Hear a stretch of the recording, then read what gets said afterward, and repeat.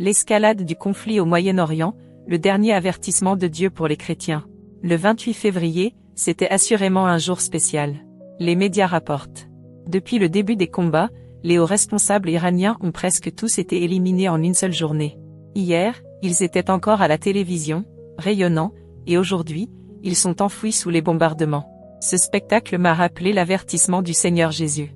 Insensé. Cette nuit même ton âme te sera redemandée. Ce qui se passe nous montre une réalité sanglante. L'argent peut-il te sauver? Les armes peuvent-elles te protéger? Le pouvoir et le statut peuvent-ils te sauver de la mort?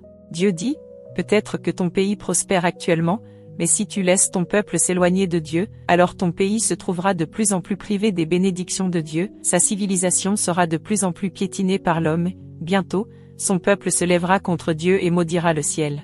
De cette façon, le destin d'un pays sera ruiné à son insu. Dieu élèvera des pays puissants pour contrer ces pays maudits par lui, et il pourra même les rayer de la surface de la terre. La clé de la prospérité ou de la chute d'un pays ou d'une nation repose sur le fait de savoir si ses gouvernants adorent Dieu, et s'ils guident leur peuple pour que celui-ci se rapproche de Dieu et l'adore. Ce qui est triste, c'est qu'encore aujourd'hui, beaucoup de nos proches s'accrochent désespérément à ce monde. Quelle folie! Car Dieu permet que ces choses se produisent, non pas pour détruire les gens immédiatement, mais pour donner aux chrétiens un avertissement lourd, de se repentir. Cela pourrait être notre dernière chance. Ces nouvelles ne sont pas des produits de divertissement, mais de sérieux avertissements. Car le Seigneur a dit, mais si vous ne vous repentez, vous périrez tous également. Si tu veux prier pour que ta famille trouve une véritable paix, n'hésite pas à cliquer sur le lien de la page d'accueil pour rejoindre mon groupe d'études bibliques gratuit sur WhatsApp.